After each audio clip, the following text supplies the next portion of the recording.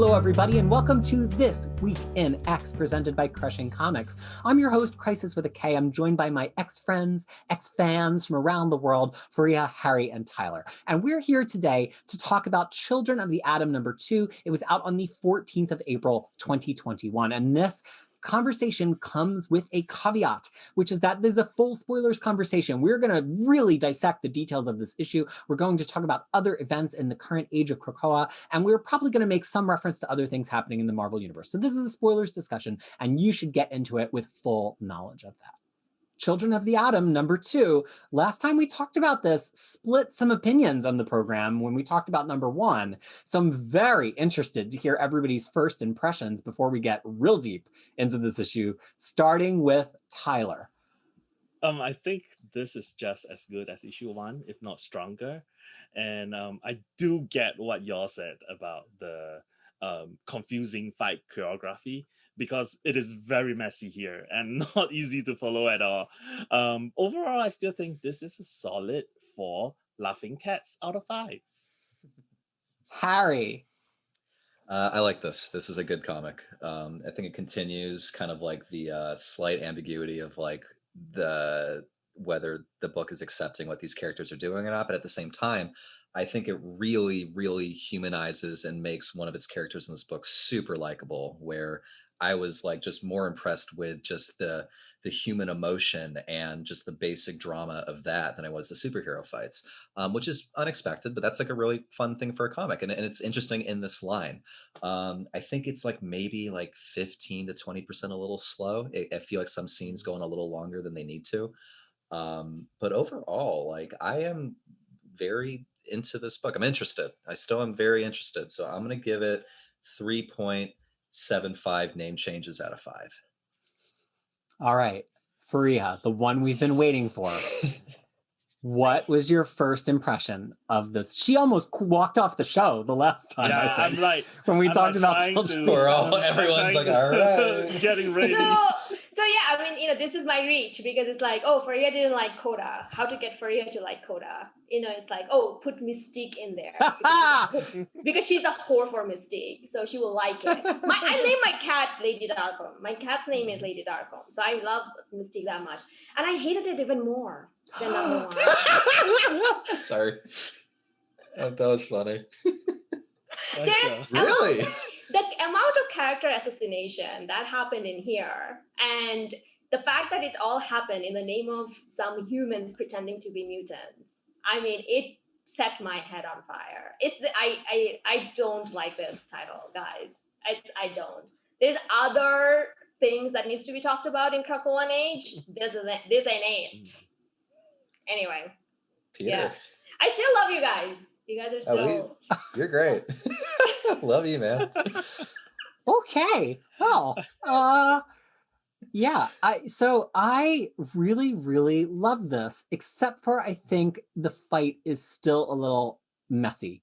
I think it's a variety of factors, and we'll get into it. But if I were to just take out 2 pages of the fight that really didn't work for me, I think this is like close to a perfect comic book for me. I think the art is gorgeous. I love the character work. I love how it's saying a lot of things about Krakoa and about mutant culture without actually being about Krakoa. We have like 10 other books that are actually about Krakoa. I'm happy to look at it from the outside for one book. And I just think Vita Ayla is like flexing here. I think they really, really are good at the things that are happening here, and they haven't been given the gift of a comic where they can like do these interpersonal scenes, do these smaller moments, do kids just hanging around with each other, even in New Mutants, because it's just so big of a cast, so much to get through. And it just feels like all of the things that I've been flustered or frustrated about with Vita Ayla's writing elsewhere are not here for me at all. And all the things that I've actually loved about their writing are here. So I'm just super into it. I'm really, really into it. And I think the coloring is absolutely phenomenal. I think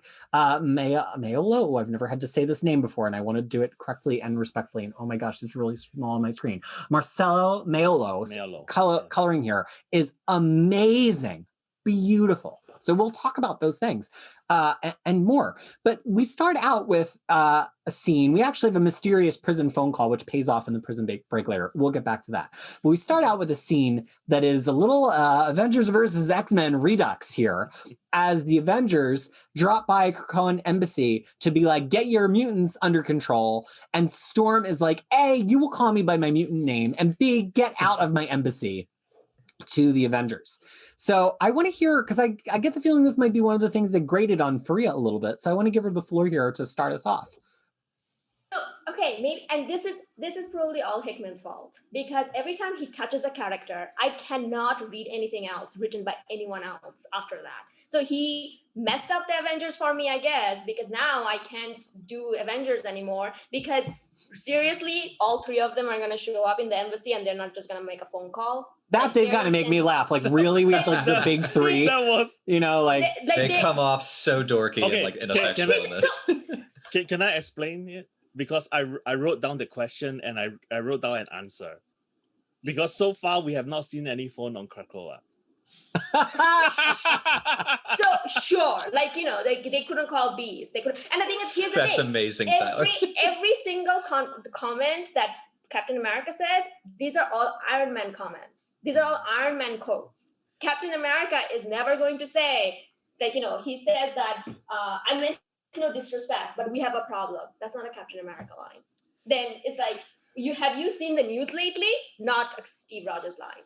I know Steve Rogers. You guys know your X-Men. I know my Steve Rogers. That's not his line. The thing is, Avengers versus X-Men already dealt with this. After that, he actually incorporated mutants in his teams. There was a lot of work that went into it.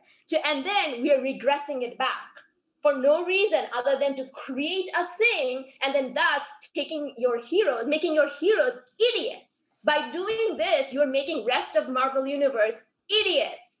I mean, we have already talked about it, how this is a problematic thing, that you actually, mutant suffering looks so bad on rest of the Marvel Universe, and you're just doing it again. Why couldn't it be a more friendly conversation? I just don't understand it. They would not do this. They're better than this.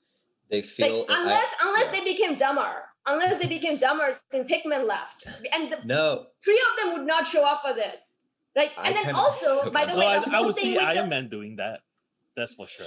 See, they don't come off like Avengers at the right. They come off. I agree with you, Fariha. I don't think this scene works very well because the Avengers come off like almost like placeholders for establishment, where they're just like, "You can't do this. I'm not enforcing the rules. I'm just telling you. Okay, fine." And that's like it. And I don't know. Yeah, and the thing is, like, the whole whole champion thing is dumb to begin with, and then we're just going back on that. Like, no, we're doing. This is. And okay. This is not how they will talk. This is not how any of this will work. That part I can speak of because I'm not a huge Avengers fan, so I don't know the voice very, very well. The thing is this, I feel like this is Ayala saying the entire outlaw thing is beyond silly. Then make it silly. Yeah, huh? Then make it silly. No, yeah. So she's like just using the Avengers to put it that way, and I think the main takeaway I have it here, I took away from this confrontation here, is that Storm basically points out the flaw, which is very, very now, is that if a law is unfairly enforced, why should it be the onus of those subjected to this unfair law to be careful? And speak on it, Tyler. I'm okay. Finished. No, that's basically Storm's point. It's like, you know, I mean, look at what is happening in America today. Like, you know, you have a group of people that are being targeted unfairly, and some people are saying that, well, you shouldn't have done that. You shouldn't have been doing this. You know, like, they are just going about their business, like as normal, upstanding citizens. I'm not talking about people who has broken the law. I'm just saying that, you know, and they're unfairly being targeted. And then people are like, well, in the first place, you shouldn't have done this. And I'm like, whoa, this is what I think this is a commentary on that. That's what Ayala is doing here. That's So my the- read. It's interesting. Yeah. So no, that's absolutely a valid read. But the problem is these kids are breaking the law. There is a law now. There is a cradle law now, which says that they cannot be doing superhero, and they are doing it. But it is an unfair law. That's what I'm No, saying. I know, and it's absolutely an unfair law, and I absolutely agree that when it happens to your kids, when it happens to our kids, you are not on the law, Exactly. suddenly on the law side. Absolutely agree, but none of these mofos are mutants. That killed me. Like But this no, is they not don't happening. know.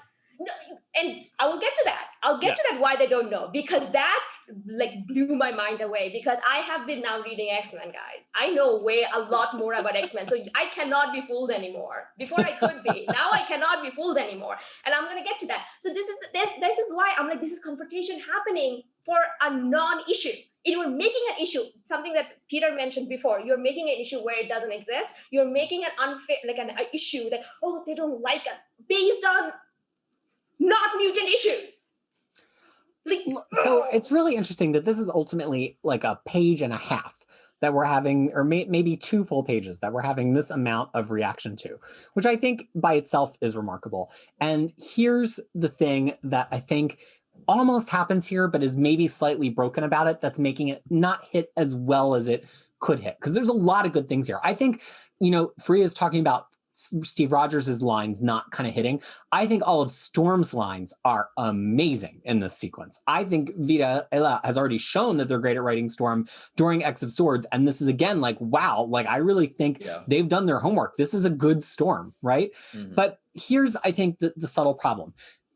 Captain America knows Storm. They've interacted, and he led the Avengers a time that Storm was on the Avengers. So I really get that Ayla really wanted to play the listen Aurora and Storm says, call me Storm, because that's a mutant thing. That's a Krakoan thing. And I feel like that was like a kernel of this scene. And then you have Carol Danvers, who like used to live with the X-Men at a point, including Storm, and Mystique is a Carol Danvers villain, ultimately. And so like that felt right to have Mystique here and Carol Danvers here. I think the problem with it though is Iron Man feels out of place to make it a trio, and like why would Iron Man be there? And then you get this weird dynamic of like Steve Rogers giving Iron Man sounding lines, or them seeing like so much tougher than they're supposed to be seeming, when maybe if it was just Steve or just Carol dropping in, it would have started out in the friendly way and kind of escalated to this point.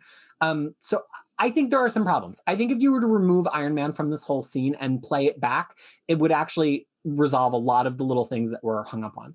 But at the same time, it's kind of like to Fariha's point, both to agree with her and to disagree with her, like the Avengers are appointing themselves as people who would even give a warning about this thing. Like they're not Cradle, they're not enforcing Cradle, whatever, but they've just decided to like pay a friendly word to mutants. On one hand, it's like, yeah, they're trying to be friends, but on the other hand, it's like, what gives you the right? And so I think that that's really what Ayla's playing with here. And if you have strong feelings, whether you're on the X-Men side or on the Avengers side, or strong feelings in general, I think the scene was effective. Like, I don't think we have to actually like characters all the time. And so the fact that we're like in conflict about it, the fact that some of the things feel a little bit wrong, or the fact that I always side against the Avengers. I look at them here and I'm like, assholes. But that's great. That's good comic writing if we feel that way. Unless you've totally violated how a character should act. And I do really take Fariha's point that some of these Steve Rogers lines, especially with him standing as the tough guy in front of Iron Man and Captain and Marvel, just don't work. They just don't work. He doesn't do it because that's not his thing. He wouldn't do it. And the thing is, like, he would recognize them as a nation, and he would actually, like, there should have been done differently. I mean, this is not it. The thing is, it just like, and then also, but I do like that Mystique is like the ambassador. Yeah. So moving on a little bit. Hanging out there. What do you think? What do you think Storm's asking Mystique to do? Because Mystique doesn't show up that we know of for the rest of the issue, but Mystique could be anywhere. So given that we later see Storm actually meet these mutants, what is it that Mystique is up to? Anybody? I didn't get that. That's one of the reasons I didn't like it even more, because I'm like, what happened to Mystique? I feel like Mystique is doing something to figure out what the deal is with these kids. So I can tell them. Storm giving them that thing is not really a call. I mean, it is, but I think it's also It's not like totally altruistic. Storm's giving it Yeah. to them to help It Mystique better on not whatever be. her undercover Yeah. mission is. yeah. Better not Interesting. be. That's my feeling, and yeah. But then there's this ongoing mystery that are they or are they not, that kind of thing. But I mean, it seems to point, firmly in the direction that Fariha is not going to like, that they are not mutants. Oh, I can tell you. There's like definitely not. there's 8 different things that said over here. I can tell you. I'll tell you all of them. Like, I've been taking notes because I No. hated it so much. I took notes. Well, I want to No, move us okay. on to Yeah. Gabriel The next scene. Brathwaite, who's one of our characters. Last issue, we got a focus on one of the other characters. Here, we get a focus on him. And he has this internal monologue that I found really compelling. That's kind of Yeah. about like people assume a thing by looking at you, and they never know really what they can't see, or what they choose not to see. And so he's like, hey, he says, black boy, plays basketball, father out of the picture. People are making some assumptions based on that. But here we find out, that he's not what people are assuming. He loves academics. He's taking care of his single mom and his little sister. He's this really interesting, compelling character that people made some reductive assumptions about. And I think that that's a double-edged sword, because I think there's reductive assumptions that some readers probably made about him. In issue 1, we're like, okay, he's the b-baller, right? Like I find here, and I mean, I guess I'll kind of give my reaction first, like this is really appealing to me. This is a character who's a lot like me in a lot of ways, and him giving the monologue of like, people don't see that, and then giving all the stuff about his home life kind of really made me love him. I think of the 5 of them, I was like, yet again, because this happened to me last issue with who's the focus character, Buddy. Where like I did not care about Buddy at the beginning, and then we got to focus on Buddy, and I was like, I really kind of love them. And I think that happened here too. And I think that's what's so fascinating to me about doing like a younger character book like this, is like sometimes when they're in a big lump together, you're like, all right, their costumes are dumb, I don't care. But then as we start to meet them one by one, you're like, I might actually really, really find this character lovable and appealing. So Tyler, what did you think about this whole "there's more than meets the eye" monologue from our friend Gabe? The line that hits me the most was the line that says, everyone always has expectations, prejudgments. Because it is true. And I'm not above that. Like, I prejudge people pretty severely sometimes because because I'm human, I think. And it is very true, especially when it comes to a negative stuff. Like you form a negative stereotype opinion of certain things pretty fast, whereas the good things, you kind of take some time for you to form that judgment. So at least in my experience, that's the case. And I have hopefully I've learned to curb that, but I can tell you that sometimes it does not happen that way. So and then whatever you said, I 100% agree. The monologue felt really genuine, and the dialogue between his mom and him, especially towards the end, is really heartbreakingly real. Like asking him to be careful, asking him to keep his phone. I mean, it is real. And Ayala basically hit those marks without doing it without hitting you over the head with like very obvious things. It's just a conversation, but it hits home. I think that's the strength of this issue.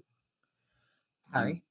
You both stole basically everything I wanted to say. Like this scene, this monologue, this part of the book was where I realized, like, oh, this can be like a really good book. Like, this is getting so much connection and empathy and enjoyment from this character who I have not met until this point, like so cleanly and efficiently. And I was just sucked in. I was like, oh, if we are going to have this kind of like powerful storytelling for each issue, like I think this is going to be something really special. I know they're not mutants, that's well established, but like showing this kind of like just like good solid teenage kind of like drama stuff, like I'm in. I think it's amazing. Fariha? So I was actually looking for the one that I connected it with the most. Like, people see me as a body to be exploited and me as a threat to be dealt with. Like, that truly was like like perfect, like, real life allegory, and then all of that. And that's one of the reasons I was really rooting for him to be a mutant. I'm like, maybe he's the mutant of the gang, and then he's kind of trying to show it from his point of view, because I really liked all the things that you guys pointed out, and all the things that was like the communicate, the discussion between them and all of that.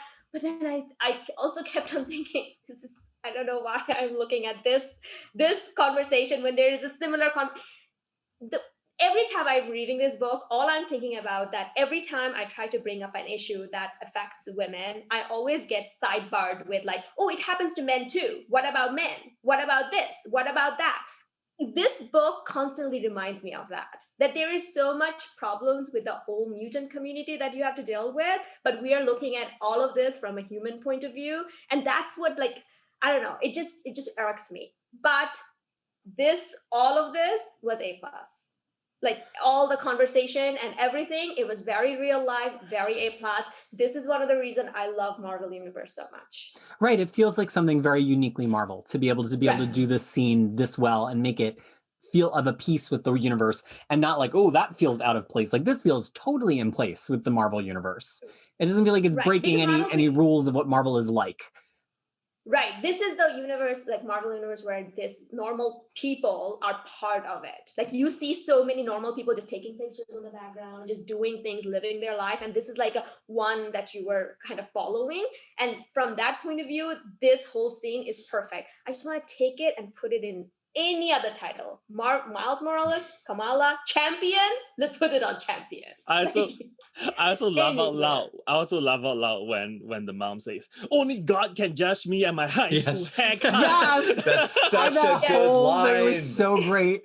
Especially because she was a Lila Cheney fan in high school. I was like, yes, continuity. I love it. I absolutely love that. And there was also a line about mutants that she points out. That I was like, whoa, that I forgot that where there was, like, but I think she talks about that mutants these days or something like that, which I was like, whoa, that's some, like, let's investigate it from that point of view. Like, you're a Black person, and then assuming Black people in Marvel Universe are facing kind of similar things as we are facing in our real universe. But then there's also a mutant prejudice about that, and then how that deals with, Yeah, it's on the same page. Basically, she says that people don't know how to act around mutants, and I don't want you getting caught up in that.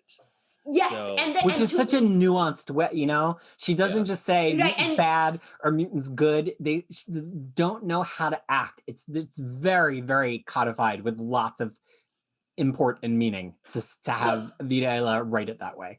I know a friend of mine who actually had he's a black man, and he was telling me about like how his mom said something something like he was going to be somewhere around where there's a gay pride parade, and it's like, oh, make sure that people don't peg you as gay.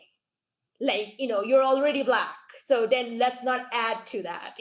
There was that conversation, that. And it kind of reminded me a lot about that. And then, then there was also this whole thing, you must be mutants to have abs like that. I was like, oh God, where is the line in this universe? And anyway, there was a lot. But I just want to take this scene and put it anywhere else. And I really love that as it transitions to the Dazzler concert at the end, he's got the monologue finishes in a really wonderful way. He says, I didn't get all this at first, but then I saw them. The X-Men, freaks, dangerous, troubled in trouble.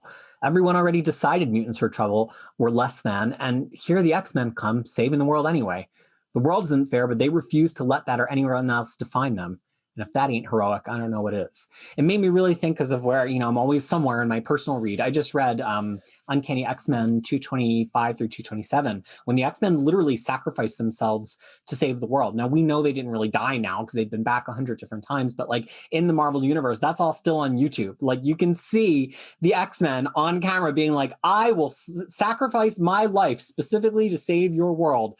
And it's really heavy, although it begins a period of Claremont that I despise. And they did. And they did. They did And sacrifice themselves. yeah, it doesn't. They happen to come back because mutants get 1,000 extra chances, but they did sacrifice themselves. And this just really made me think about that, where like he says everybody already decided mutants were trouble, even though you have mutants on camera saving the world, saying I'm going to go save the world now. That it's like the decision's already been made. But now we phase into the Dazzler concert pre-show here, which I love because I love a concert.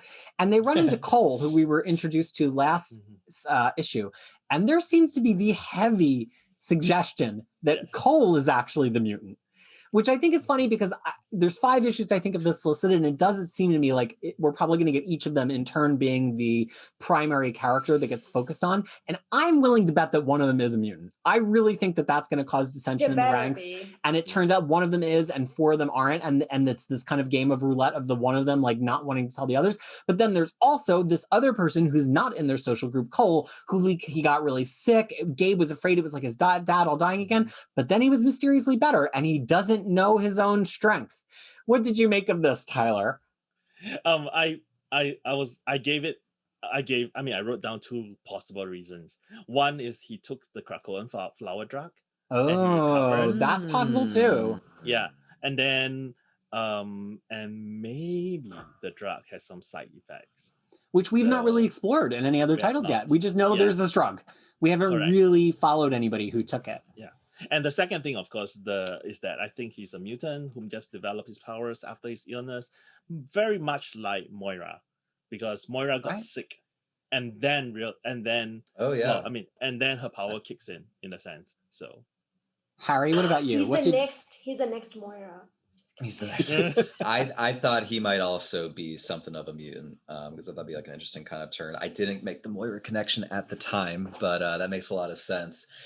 I just was really enjoying just the kind of like his insight just about listening to certain Dazzler's music and kind of feeling better and what have you. Just like such a nice like slice of life look at how these heroes can make people differently. And not just kind of going back to your other point, like how would any of those 5 be mutants? They went through the gate. It didn't work. So maybe I'm like, did they all though? Or does one of them hang back a little bit every time?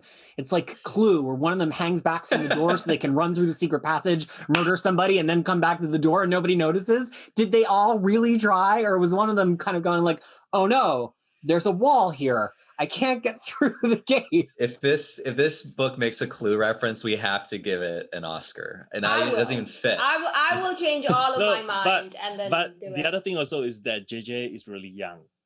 So he may not have been. That's a solid point. Yeah, good point. Good point. Yeah. Okay. But yeah, no, I just thought it was a good scene. I thought it was just a nice bit of humanizing, just like a side character who I'm sure we're going to see more of. Fariha, Cole, mutant or no? No, I didn't think he was mutant. I actually thought that he was a mutant phobic, but then the drug fixed him. So now he's all about mutant. That's how I read it. Because suddenly he's into mutant music and all that. I'm like, yeah, son, you can't I thought that it was kind of pointing to that. Like he was anti-mutant before, but then the drug fixed him and now he is all about mutants. It's really he's going other direction of like, I'm going to put my Black Lives Matter in my Facebook, all my soundtrack is now going to be rap. He's going in that direction.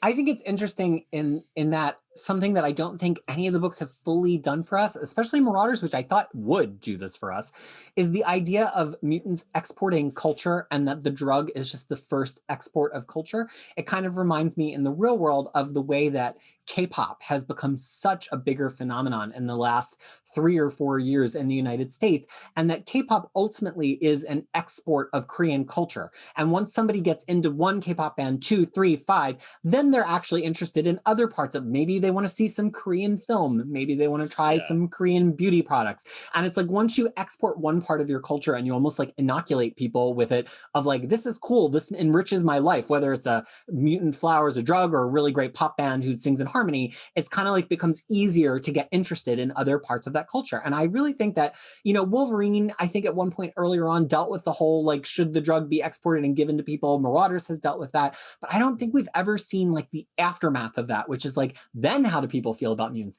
Here we have Dazzler putting on a pretty big show in New York. Now, she had put on a show much smaller than this just before the Age of Krakoa in a one-shot that was called Dazzler X Song, I want to say. And she was being portrayed as kind of this smaller punk musician. Now, Dazzler, if there's any mutant I'm an expert on, it is Dazzler. And the way that it tends to go is that sometimes she's portrayed as being big when it helps the books. She's portrayed as being underground when it helps the books. And you have to just kind of accept that somebody who got as big as her, that could be in a movie, that could have an arena tour, can also get as small as her in order to sell this all. But there's definitely the feeling in this concert scene of like renewed interest. Like some people being like, I liked her all along. And some people be like, I'm into this music now. But there's this kind of surge of like, Dazzler's cool now. Cool enough that she has left Krakoa to come to New York to do a concert.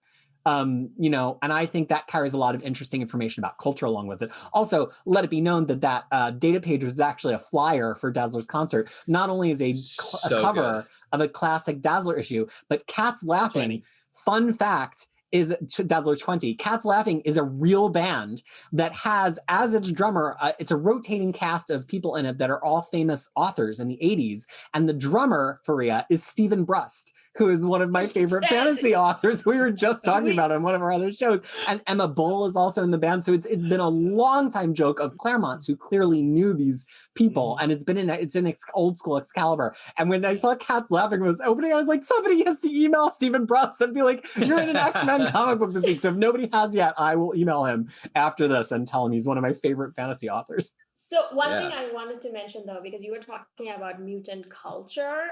Say. So is the medicine considered to be culture or technology? Well, that's a great question. Mutant science, because there's like two aspects of it. Is the science, which is like more easily helping people and people are more okay to accept that, versus culture is kind of harder to get people into, because then it's like, oh, if you listen to a song, you're going to turn a mutant. You know what I mean? Like it's you know, like there's like that aspect of it. So I think it's an interesting point, but the thing is, it's also, we did see another human reacting to taking mutant drugs. It was the FBI lady or the CIA lady. Like her mom took it, and her mom and the daughter and Jeff's daughter. Yeah, mom and the daughter. Like, oh, okay, yeah. So they have taken it, but they are now compromised, like, you know, or they want to now prove that they are not compromised. So, but this is a different layer of it. Like, I'm not saying that, oh, just because one is shown, you can't show the other. Like, you know, there's like a different layers of it. So that Well, let me show a real world. It is better when you read it together, because I'm actually finding new things to like about this. Okay. Well, let me try a real world analog, which maybe borders on being a little bit political in a way, but I think it's a good analog for this. There are several different COVID-19 vaccines around the world right now.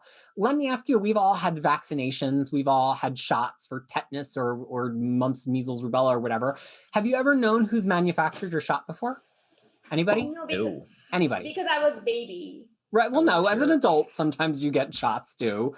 But have you ever been aware of the manufacturer of some medicine thing you were getting? Has that ever come up for you in any context?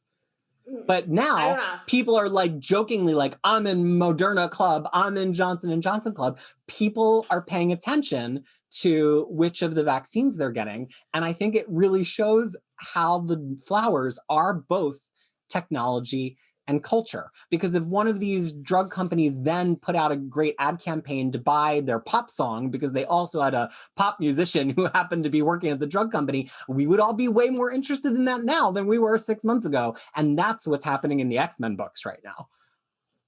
Well, there's also something Pfizer here band. that I think Get your Maiolo is Maiolo is like writing directly to Fariha, because there is this line that says, stop doing that. Well, there's a bad, I mean, Benny basically says that, Buddy says that my code name is a respectful homage, so stop. And then Benny is like, and all the code names that you came up with for us are weak.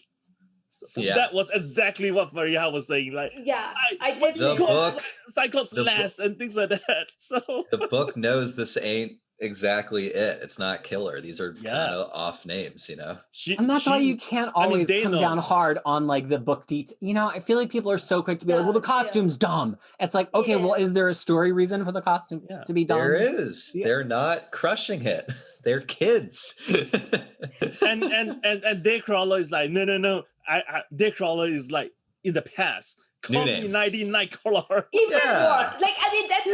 that they just went It's even funny. worse. But- I was like, But But that's as a kid- funny. It reminds me of Yeah. where's my power pack omnibus? And- This and, is you a know- thing. This is a direct homage to classic Power Pack. In classic Power Pack, the two littler kids are constantly making up new names for themselves all the time. Sometimes when they switch powers, sometimes when they don't. And the two older kids are like, "Oh my gosh, really?" Like, it's a thing. It's a specific Marvel trope. And how many Zach Rabaroff times, would back me up right now. I'm invoking the spirit of Zach. and how many times did Kitty Pryde change her name? Right at first, And her the costume. whole gag. Yeah. I just So- think this is a They're lot. I think this is a fan lot club more nerds. intentionally referential than I think Yeah. people were giving it credit for during issue #1. That's my takeaway. I think we were kind of aware of that. I think for the most part that it was not fully like straight faced, you know. Well, you know. speaking But about maybe because something, I just don't like kids. Maybe that's what it is. That's I just don't like kids. They're I don't like messy. kids. I don't like I- fun. We have plenty of things that we don't like on this Yeah. But- program. But we do like I mean- Dracula. Let's not We- forget. Yeah, We are that's pro the Dracula comment. here. Pro the Dracula. last bit I kind of want to say that Ayala is addressing Fariha's concern is that Say it. Gabe does not Yes. like the appropriation as well. Yes. He mentioned it here. He's like, saying it's he's weird. Not sure. Yeah, he's like he's not sure if that is the right thing to do. Hiding behind Oh, mutant wait, names. Who is At the who's end. Gabe over here? Gabriel, Gabe? Herod. the main guy. Angel. Oh yeah. Okay. To that point, because he's the only black character. Is he? Everyone else is like, I mean, sorry, he's not the only black character, but he's like the most. He faces the most injustice about Mhm. who being him. This is Okay. actually very same to how Falcon was in AVX. Like, you know, in I AVX see. and X-Men Legacy. Oh like yeah, you said that. Falcon was like, I'm not sure. We should not be here. This is not Sounds- cool. And then Gabe is the only one who faces the most, you know. Well, maybe. But does he? We don't know that. We need Yeah. 3 more issues. We're not don't there. see We're it. yeah. We I need to feel see like what the other 3 characters. Yeah, I feel like monologues are. Yeah. this is all interesting. That's kind of why I'm into this. Like they are a little bit like, I don't know if what we're doing is totally cool. I don't know, but I feel good, but I don't know. And like, I want to see what happens next. It's I guess interesting. I never want to feel free like we're telling you to like it, because that is not the No. spirit of the show. No. Oh, I just think I'm so intrigued by all the reasons you don't like it, because I really honestly want to believe that that's actually what it's about. Like, I'll be disappointed if we get to the end and it turns out It's that none not. of those reasons you didn't like it were Yeah. not the point. Then I will be like, well, that was dumb. But I Yeah. truly think that they're the point. I really, really think it's the point of the book. The only reason I keep telling you, and I think I wrote it so many times in the different in the Scribbled in a notebook, That- like that should be The done. Shining. not should in be the done notebook, with but a in the messenger as well, because there is so many problems with mutant community that is still unsolved and unsaid. I am not interested into reading these comics that is not about mutants. I just am not. Same way I have seen who people try to make it about themselves when it was a BLM protest, and I'm like, I'm just not interested in that. I am interested into talking about that problem at that time, you know. And then that's one of the things. It's like it's just it's horrendous to say it, so please, my apologies, but it seems like looking at a BLM documentary from the point of view of a white gay man. Like, I'm just not interested in that. I am interested into listening to what mutants have to say about all of this. This is why I want one of them to be a mutant. But this is so. I mean, that's the thing. I think is the Every time I mention that how women are treated in comics, I get like 8 different reasons. Oh, that time that man was raped. I'm like, yeah, and that wasn't good either. Like, and this is what I'm reacting to. I'm just like, I'm just not interested in this human. But that's the thing, right? Gabe the human. I think what at least from my view, I'm not going to put words in Peter's or Harry's mouth.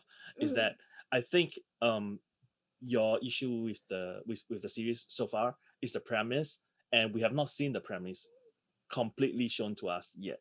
I agree with that. So that's what yeah. I'm trying to say. Like, can you sort of like maybe hold back a little bit Don't all the hold back. criticism. No, I can't No. counteract. Strike that from the record. Don't hold no. back. Fire! Hold on. Unleash the torpedoes. I'm not saying Fariha has to hold back her rage. I'm just saying hold back a little bit reserve a little bit just to say maybe the premise is not what I think it is. I It is think going it's to be.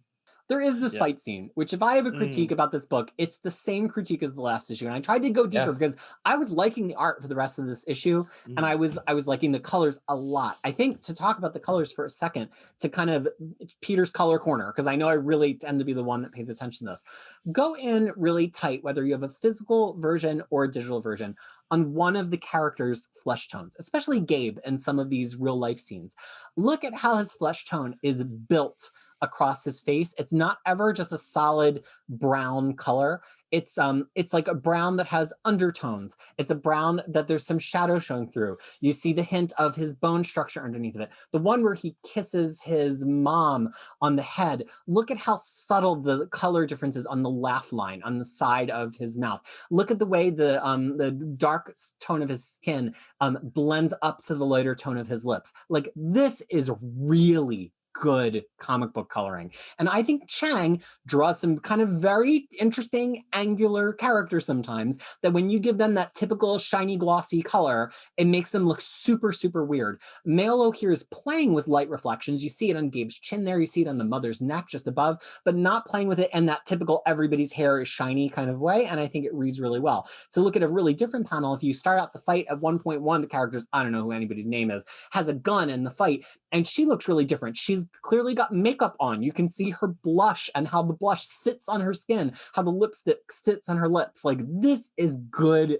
coloring. Yes, that is the panel. Thank you, Harry, for those of you watching. So any other comments about the art before we get into some of the art problems in the fight? Because the fight has some art problems. But any positive notes on the art before we move on? I think overall, I like this. I think this is better than the first issue. I think the art's stronger, and I think it does the human stuff very well. And that's all I had to say. I really liked Storm at the beginning, though. Oh, gorgeous. Just beautiful. She looked African. But I mean, getting back into the choreography of the fight scene, it is messy for me this time. So I examined this. I went to scholarship mode because I wanted to understand how I could love the rest of the issue so much, and really dislike the fight.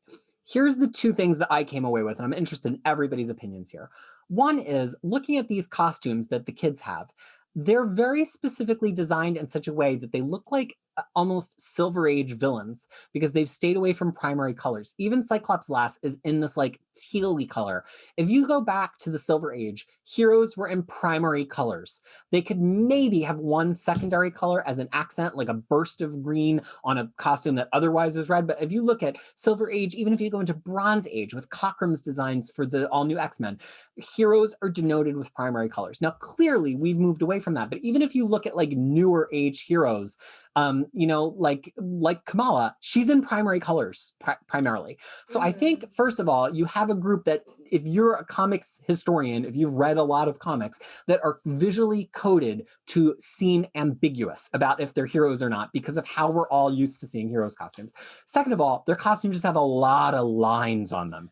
Way more lines. Even Gwenpool, who like is very kind of pouchy and like 90s derivative, because that's the joke about Gwenpool, I went and looked. Gwenpool does not have this many lines on their costumes. So on one hand, you just have the costumes themselves, which I think is a plot point in a way, but it's also like visually abrasive. And then if you look at the fight, we break out of pretty standard paneling from the whole issue. There is not a single diagonal panel in the whole rest of the issue up until this point. But the fight is all told in these slashy, curvy, slanty panels. And I just think the combination between the distraction of the costumes, the fact that these briquette babes or whatever their name is are totally anonymous. Hell's Bells. Even, we didn't even get intro boxes for them. Put them on the freaking data page at the beginning of the book if you want me to tell the difference between them all. And then the slashes. I just think it makes it impossible to parse anything that is happening anywhere. And going back to issue number 1, I actually think it was the same problem in issue number 1. I opened the floor. I've been nice in saying I think of this book's a little bit like not just straight faced and has a little bit of subversive stuff with saying, oh, these heroes aren't quite what they want to be. And I think maybe even the coloring can add to that. Like these aren't the typical kind of thing you'd expect. I'm not going to go that far with the fights. Yeah. I think they're just kind of disorienting and not very well told. No. I think Tyler, it comes for you? back. It comes back to the same comparison that we have between, say, Asra and Laris, because I think the character placement and the camera angles are all very not intuitive. Yes. Because characters goes from one, they were so far away, and then suddenly they were between two villains, and then suddenly they were like flying off, and then suddenly and then it's like tight on a one face. fell on another one. Yeah. So it becomes very confusing because your mind doesn't connect from one panel to the next. Like, as in like the camera move is not connected. It's not connecting. I think that's the main reason why I think this fight scene appears a little bit more messy to me than the fight scene in last issue. Because last issue, I can kind of tell where the camera is, even though I'm not 100% happy with it. I kind of can make out, say, okay, this is what happened. Here, I'm not 100% sure. Fariha, what did you think about the fight scene? Well, as I mentioned, I don't care about anyone in this comic. So, but at the same time, I genuinely thought it was to show disorienting because they suck at fighting. Well, they did. I'm genuine. I'm not I agree. No, I totally agree with Yeah, that. but it's still going to work for us as readers. Yes, like yes. You don't get to pass me like, oh, we're bad on purpose. Like, no, I'm not. No. You have to be coherent. Yeah. No, but that's what I'm saying. I think that's the whole point of it, is like the fight is messy. So the art is like, and everything is kind of messy and happening all over the place. So you kind of get that feeling, because that's the feeling I got. But that's my excuse for the messy fight scene last issue, but not and this they're issue. still messy. They're still fighting the same people. Yes, same messy. This book is fascinating. The scene resolves with Storm paying it, and ostensibly this is a prison break, which I didn't quite get the first time. That person on the first page who's making the call that's like, this is my one call, is basically calling them to break them out of prison. Storm arrives she's calling one of them to break her out. So she's calling the one Hell's Bell with the with her mutant powers. Right. Because two of them I think lost the power. Right. And so So Storm intercedes with, hilariously, if you're a fan of Jason Aaron's Wolverine and the X-Men, Husk and Toad as her compatriots to break up the fight. I think it's Husk. Who did you think it was? I thought it was Mercury and who's that Domino's friend? Boom Boom? No. I know which one. Outlaw. Domino's friend in Outlaw. Yes. No, that is Husk. No, the one with the cowboy hat is Outlaw, right? There was somebody with a cowboy hat in this sequence? Yeah. Where? When Storm first appeared, that scene when she was like flying on the lower left. Oh, maybe that is. It's Husk. Husk looks like Mercury. It's not a cowboy hat. It's her ponytail. No. Ponytail is the one on the other right. Side. On the left. One on the right. Yeah. On the left. Oh, okay. Maybe right. Outlaw is there too, but that's Husk. I thought that was Mercury, but I'm pro Husk. So I think it's Husk who had that skin, because then she's just like blonde and pale skinned again when she's planting the flower. And Mercury can't, I don't think, stop looking like Mercury. Mercury's always silver. That's true.